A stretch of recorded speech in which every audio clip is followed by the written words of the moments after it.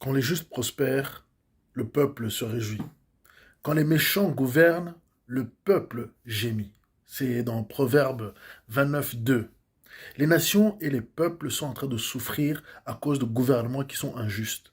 Lorsque le peuple se repent, Dieu intervient dans leur faveur. C'est-à-dire, vous pouvez le voir dans 2 Chroniques, chapitres 7 et 14. En ce moment, l'Ukraine est en train de souffrir. En ce moment, il y a des bombardements, il y a de la souffrance.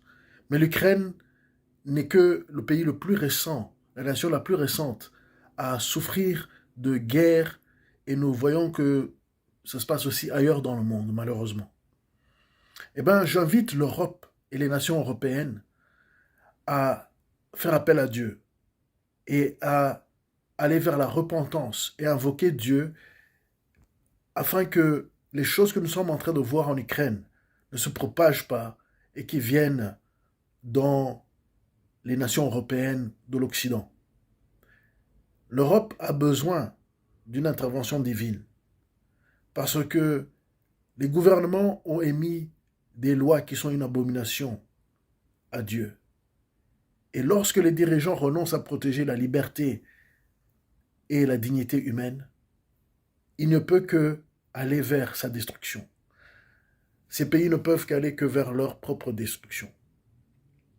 Donc j'invite tous ceux qui prient, tous ceux qui euh, ont un sens de Dieu, de faire appel à Dieu, et ceux qui ne priez pas, commencez à prier pour votre nation. Si vous ne priez pas pour votre nation, priez pour l'Ukraine. Parce que, et pour la Russie. Parce que dans une guerre qui peut devenir mondiale très rapidement, il faut savoir de quel camp on est. Et dans le camp, tu dois être dans le camp de Dieu. Tu dois être dans le camp de la justice, dans le camp de la liberté. Et faites attention à ce que vous avez dans les médias parce que tout n'est pas dit. Beaucoup de choses ne sont pas dites.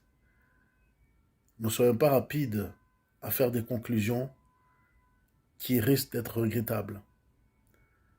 Mais priez pour les nations, pour les peuples.